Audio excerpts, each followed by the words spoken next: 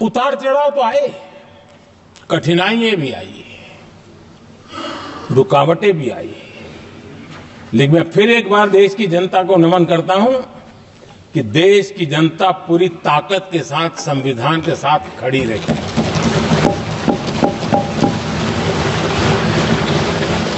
आदरणीय सभापति जी, मैं आज यहां किसी की व्यक्तिगत आलोचना करना नहीं चाहता हूं, लेकिन तथ्यों को देश के सामने रखना जरूरी है और इसलिए मैं तथ्यों को रखना चाहता हूं। कांग्रेस के एक परिवार ने संविधान को चोट पहुंचाने में कोई कोर कसर नहीं छोड़ी है।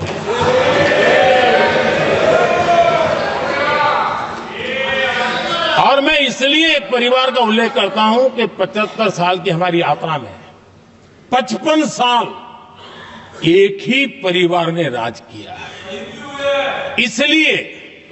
इसलिए देश को क्या क्या हुआ है ये जानने का अधिकार है और इस परिवार के कुविचार, कुरीति, कुनीति, इसकी परंपरा निरंतर चल रही है। हर स्तर पर इस परिवार ने संविधान को चुनौती दी है। आदरणीय सभापति जी, 1947 टू 1952 इस देश में इलेक्टेड गवर्नमेंट नहीं थी। एक अस्थाई व्यवस्था थी, एक सिलेक्टेड सरकार थी और चुनाव नहीं हुए थे और जब तक चुनाव न हो तब तक एक इंटरिम व्यवस्था के रूप में कोई खाका खड़ा करना चाहिए, किया गया था। 1952 के पहले राज्यसभा का भी गठन नहीं हुआ था, राज्यों में भी कोई चुनाव नहीं थे, जनता का कोई आदेश नहीं था। उसके बावजूद भी और अभी तो संविधान निर्माताओं ने इतना मंथन करके संविधान बनाया था। 1951 में जबकि चुनी हुई सरकार नहीं थी, उन्होंने ऑर्डिनेंस करके संविधान को बदला और किया क्या? अभिव्यक्ति की आजादी पर हमला कर दिया गया।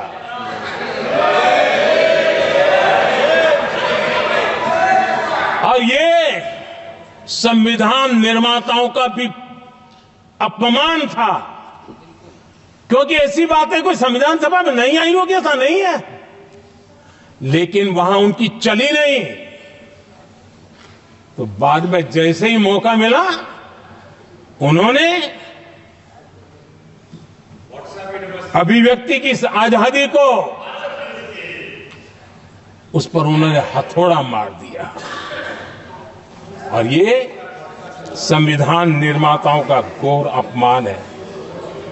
अपने मन की चीजें जो संविधान सभा के अंदर नहीं करवा पाए, वो उन्होंने पिछले दरवाजे से किया और वो भी चुनी हुई सरकार के वो प्रधानमंत्री नहीं थे, उन्होंने पाप किया था। इतना ही नहीं, आदरणीय सभापति जी, उसी दौरान उस समय के प्रधानमंत्री पंडित नेहरू जी ने मुख्यमंत्रियों को एक चिट्ठी लिखी थी। उस चिट्ठी में उन्होंने लिखा था, नेहरू जी लिखते हैं, अगर संविधान हमारे, आगे नेहरू जी लिखते हैं, अगर संविधान हमारे रास्ते के बीच में आ जाए, ये नेहरू जी लिख रहे हैं, अगर संविधान हमारे रास्ते के बीच में आ जाए, आगे नेहरू जी कह रहे हैं, तो हर हाल में संविधान में परिवर्तन करना चाहिए। ये नेहरू जी ने मुख्यमंत्रियों को चिट्ठी लिखी।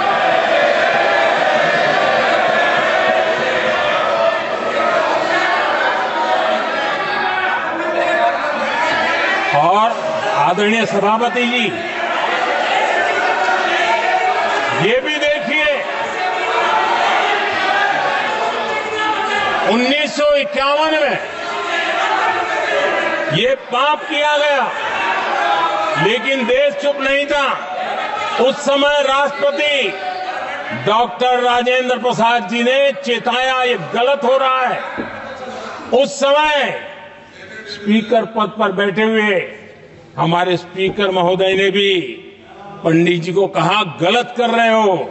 इतना ही नहीं, आचार्य कृपलानी जी, जयप्रकाश नारायण जैसे महान कांग्रेसी लोगों ने भी पंडित नेहरू ने कहा कि ये रोको, लेकिन पंडित जी का अपना संविधान चलता था और इसलिए उन्होंने इतने वरिष्ठ महानुभावों की सलाह मानी नहीं और उसे भी उन्होंने दरकिनार कर दिया।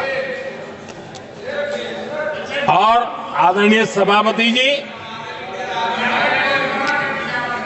ये संविधान संशोधन करने का ऐसा खून कांग्रेस के मुंह लग गया कि समय समय पर वो संविधान का शिकार करती रही।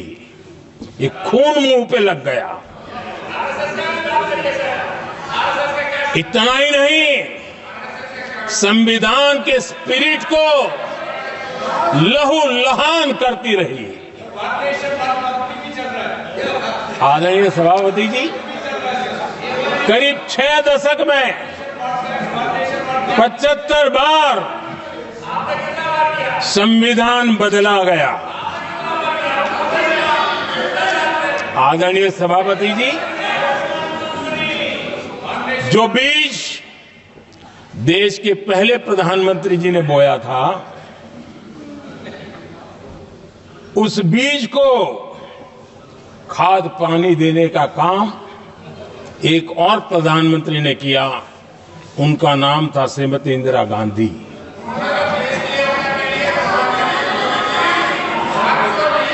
जो पाप पहले प्रधानमंत्री करके गए और जो खून लग गया था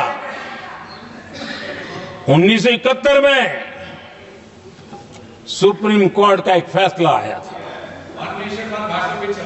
उस सुप्रीम कोर्ट के फैसले को संविधान बदल करके पलट दिया गया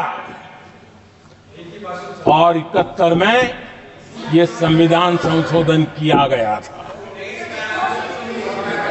और क्या था, उन्होंने हमारे देश की अदालत के पंख काट दिए थे और यहां पर तो किया था कि संसद संविधान के किसी भी आर्टिकल में जो मर्जी पड़े वो कर सकती है और अदालत उसकी तरफ देख भी नहीं सकती है। अदालत के सारे अधिकारों को छीन लिया गया था।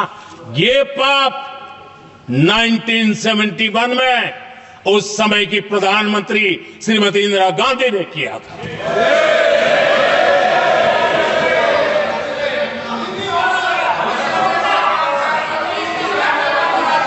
और इस परिवर्तन ने इंदिरा जी की सरकार को मौलिक अधिकारों को छीनने का और न्यायपालिका पर नियंत्रण करने का अधिकार दिया, सक्षम बना दिया था।